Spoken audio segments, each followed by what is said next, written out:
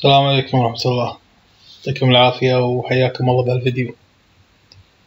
طبعا حسب طلب الشباب بعد اللي هو الايفون، اكثر من استفسار يعني اننا يبون شرح ثاني على الايفون لان الصوت كان تعبان. والله المشكلة بالصوت ما ادري من وين، بس ان شاء الله يكون هذا اوضح شوية بالصوت لان حاولت اسجله عن طريق الكمبيوتر. فطلب الشباب شوية على الابلكيشن الايفون عن الاوبشن، شلون البيع والشراء وين الاوامر وين الجداول وين نشتري ونبيع وكل شيء. فحاول بهالفيديو ان شاء الله يكون سريع وخفيف ومفيد بنفس الوقت. طبعا نفتح ابلكيشن الايفون يكون موجود.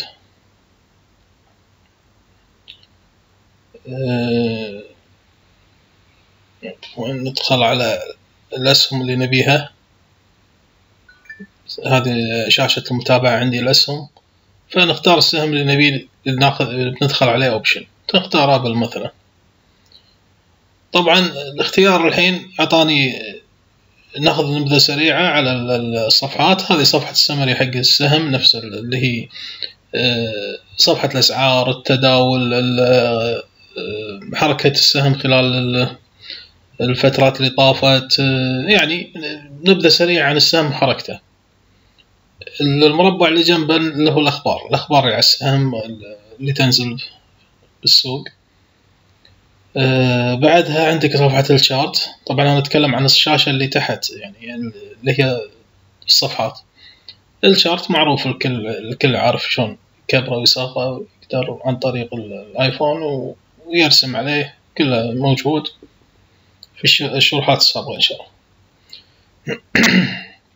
طبعا آخر شيء المطلوب الحين اليوم عندنا الأوبشن.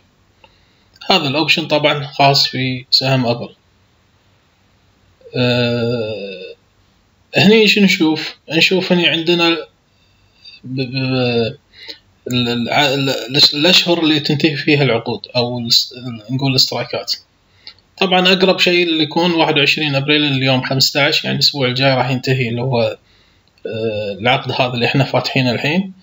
في حال اختيارك للشهر اللي وراه أو الأسبوع اللي وراه اللي هو آخر شهر 4/28، تختار بس مجرد ضغطك على الشهر اللي تبيه تسحب طبعا الأشهر الثانية حسب اختيارك. تمام. لنفرض نختار مثلا شهر 5 اللي هو أول 5، أول جمعة من شهر 5.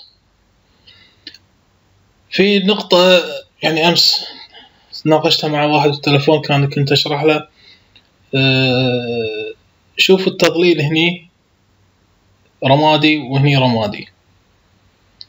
ليش هني رمادي وليش الجهة هذه يكون فيها لون ثاني؟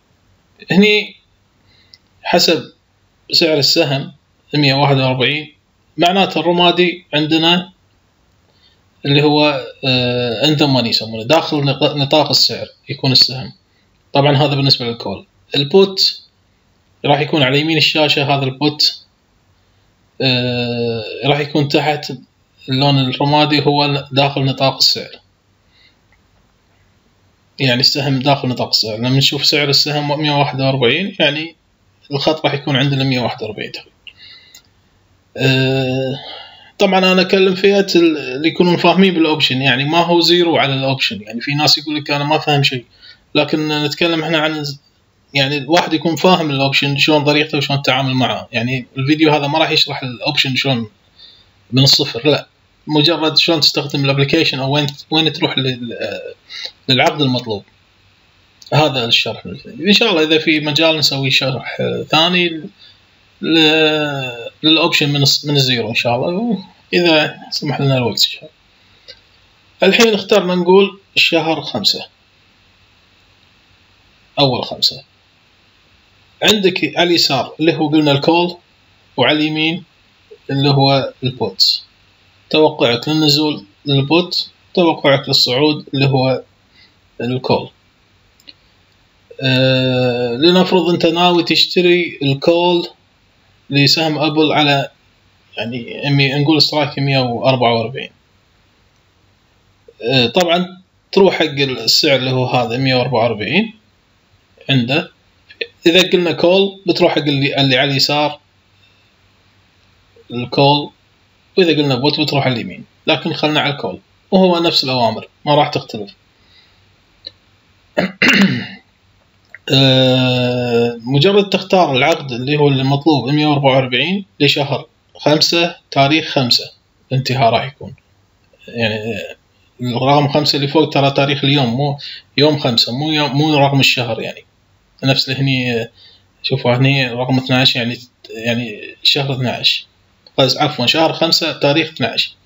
احنا عند 5 اللي هو 100 تاريخ 5/5. نروح حق سترايكنا 101 قلنا 144. اوكي. الغالب يقول انا قاعد اشتري غلط، او اشتري ما قاعد احاول اشتري مثل الشباب ما ربحوا وانا خسرت، فاكيد ان داش غلط. فالاختيار يكون وين؟ تختار الاسك اللي هو هذا، اللي هو العرض المطلوب، عرض الاوبشن الحين بالسوق، هذا الطلب اللي عليه الناس اللي قاعد تطلبه. عادي تقدر تغير الارقام ما عليك منها، بس القصد لما تيجي اضغط على الاسك. لما تضغط راح يعطيك اوامر تحت هني. يقول لك تبي كاتب لك تحت ماي تاريخ 5 سترايك 144 كول سنجل كول، يعني الامر واحد مو متعدد الاوامر. ما غيرنا احنا فوق الاوامر، تغيير الاوامر فوق شوفوها مكتوب سنجل، لما نضغطها شوف تفتح لك كذا امر، في اوامر اللي هي الباترفلاي، في اوامر كثيره، لكن هنتكلم عن السؤال البسيط بس. ضغطنا هني اعطاني تريد، لكن لو ضغطت هني راح يعطيني نفس الامر. شوف ماي 5 144 كول سنجل نفس الشيء، لكن هني اذا طقيت تريد راح يعطيك اوامر الشورت اللي هي تبيع قبل لا تشتري الاوبشن، اللي هي نظام الشورت. فما انصحكم فيه، خلونا بس على الباي باي اوبن حق الاسهم اللي هي او الاوبشن قصدي المتداولة الحين حاليا، لكن في تعمق زيادة راح ندخل بعدين على الشورت شلون طريقته. لكن خلنا الحين على الباي العادي اللي هو شلون اشتري العقد العادي سواء كول او بوت، ترى نفس الاوامر. دخلنا الحين 144 السترايك 144 السعر المعروض طبعا، نضغط عليه ونفتح تريد تحت بالاخضر هذه. يفتح لي الحين شاشة الأوامر، الأمر نفسه. طبعا هني حاط اللي هو سعر الطلب وسعر العرض وآخر سعر شغال، نوع الأمر هني حاط لك إياه وكل شيء، المونثلي وكذا. طبعا هذا رقم محفظتك وكذي، احنا شغالين على السيميليتر. الأوردر تايب عندك الليمت، طبعا دائما تشتري اشترى الليمت، لا تشتري لا على الماركت ولا على شيء ثاني. الكوانتيتي تخلي عدد العقود كم عقد مطلوب، لنفرض تبي مثلا 10 تزيد 10، تبي مثلا نقول 50 اضغط هني تمسح بدل لا تضغط كثير تكتب 50 على طول. انزين تروح حق الليمت برايس كم تبي، لأنه كان معروض $1.99 فأعطاك على طول الطلب اللي أنت ضغطت عليه، لكن تقدر تغيره تنزله فرضا أو تزيده حسب السعر اللي تبيه. طبعا الأفضل تنزل على السعر المطلوب اللي أنت تبي تشتريه، لنفرض نطلبه 180. تمام. بعدها الانتليجنت، هذه الروت ماله خليه دائما على الانتليجنت، يعطيك أقرب بروكر أو أقرب صانع سوق على أساس إنه يشتري لك العقود هذه الموجودة، فالأفضل تخليها انتليجنت. الديوريشن اللي هو اليومي، الأمر مالك هذا راح يكون خلال يوم واحد، يعني بعد انتهاء السوق راح يسكر الأمر وينتهي، لكن تقدر تخليه إذا أنت ناوي تشتري حتى لو بعد فترة تقدر تخليه GTC، لكن خلنا على أمر دي. GTC معناتها فترة أطول من اليوم اللي هي تقريبا 3 شهور يظل الأمر موجود مالك. طبعا بالأوبشن ما أنصح فيها، دائما خليها حق الأسهم. تقول له هني بس بتخلص خلاص ضبط شغلك وحطيت الأوامر، تقول له سند أوردر، راح يعطيك هني أهم شاشة كميتك كم وطريقة، وطبعا رقم حسابك وكم راح يكلفك. هني تشوف $9000 استيميشن كوميشن مالي، العمولة مالتي كم راح ادفعها، تفاصيل كامل للمحفظة. انتهت، تأكدت من أوامرك صح، شغلك صح، ما أخطيت. طبعا يقول لك هني باي تو اوبن، أهم شيء ما تكون سيل تو اوبن، لأن إذا ضغطت الأحمر اللي مساء شرحناه راح يكون سيل تو اوبن اللي هو نظام الشورت. احنا ما نبي الباي تو اوبن، فتضغط على الباي تو، تأكد انه باي تو اوبن، تقول له سند اوردر.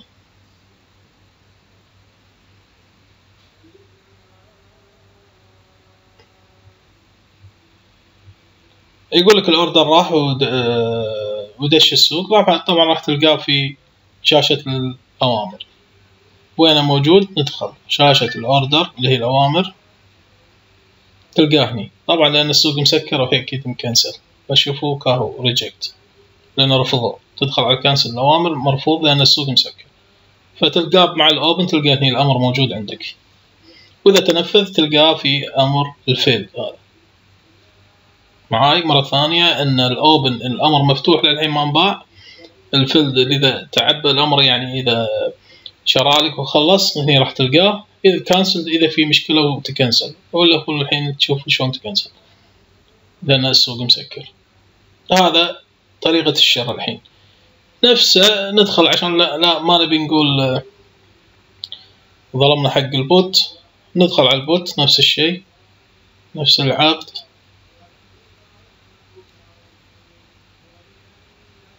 $144 ما نبيها طبعا، نقول ناخذ عقد ثاني 138. نفس الشيء، نضغط على الاسك، ما نضغط على البيد اللي هو هني الارقام الزرقاء. فنختار مثلا 138، نضغط على الازرق، يعطيني نفس الامر. نقول له تريد، فتح لي نفس الامر. شوفوا الامر هني، تاكدوا منه.